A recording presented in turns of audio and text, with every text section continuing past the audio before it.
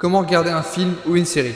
Alors ça peut paraître bête comme question, mais je trouve qu'aujourd'hui on banalise beaucoup trop le fait de faire quelque chose en même temps qu'on regarde un film ou une série. Il y a beaucoup de gens qui se permettent de critiquer des projets alors qu'ils faisaient autre chose en même temps. Pas vous mentir, je trouve ça assez agaçant. En vrai, je parle surtout des films d'auteur parce que les blockbusters sont justement faits pour ce genre de public qui veut faire quelque chose en même temps. Même les séries Netflix, elles font ça depuis un petit moment. Et en gros, c'est tous les films et toutes les séries où les personnages vont parler en mode faut faire ceci pour qu'on arrive à faire ça et tout, enfin hyper explicatif. J'ai l'impression d'être un idiot un peu quand ils font ça, comme si je comprenais rien. Bref, donc comment regarder un film ou une série? Bah déjà, pas de téléphone.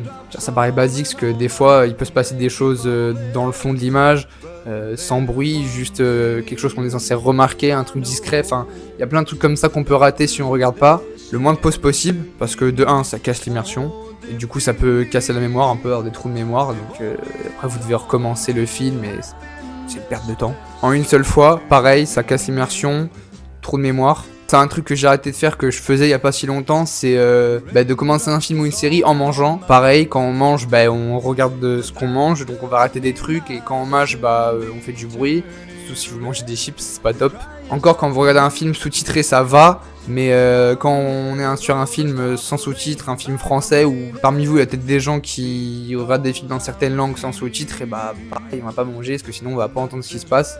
On évite de trop éclairer la pièce. Moi perso, j'essaie de regarder au max dans le noir. Bon, je laisse toujours une petite lumière de fond parce que c'est pas bon pour les yeux, mais en journée, genre ferme les rideaux s'il vous plaît, parce que bon, on a besoin de bien voir. S'il y a une scène dans une grotte, dans un endroit hyper sombre, on a besoin de bien voir ce qui se passe. Voilà, donc en fait tout ça c'est surtout pour vous dire, n'allez pas critiquer un film ou une série si vous avez manqué quelques détails qui auraient pu changer votre avis.